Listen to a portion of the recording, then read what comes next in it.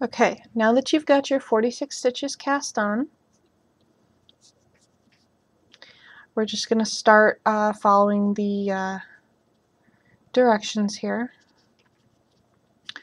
So what we're going to do first is we're just going to knit 3 rows.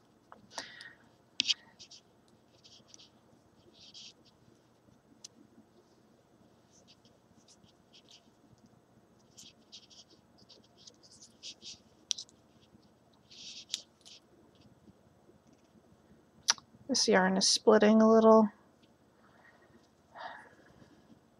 causing me some issues, but we'll get there. It's just the beginning.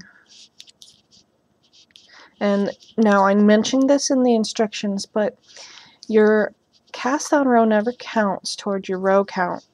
And the reason being is that they're not live stitches. They can't be worked. So they don't count towards a row because they don't behave in the same manner as live stitches do.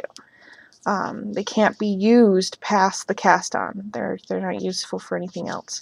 There are some cast ons that do count, and they're called provisional, and it's because they can be picked up and worked later on.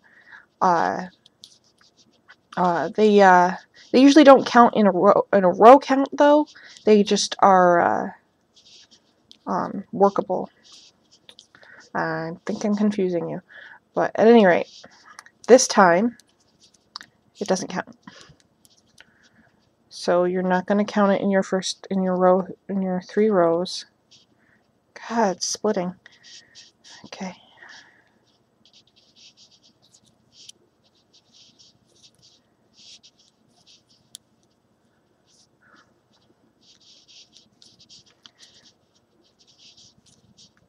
I think I usually look more suave than this.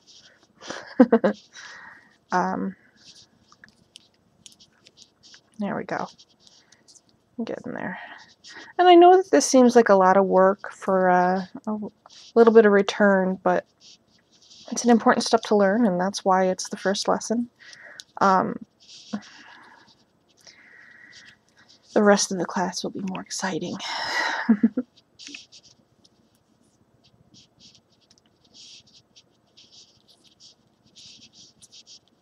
I've been working with tiny needles lately. I'm a little awkward right now.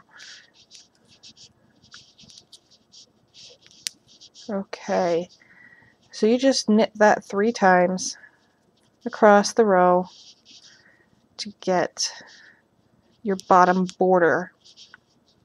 And we're creating a border like we did on the washcloth, where it's going to be a garter all the way around. And a garter is when you knit both sides. So you end up with bumps or purls on both sides of the work. The center portion of this will be stockinette. And stockinette is where you knit every other row and you purl every other row so that it's smooth on one side and bumpy on the other. Now I'm going to go ahead and knit my 3 rows.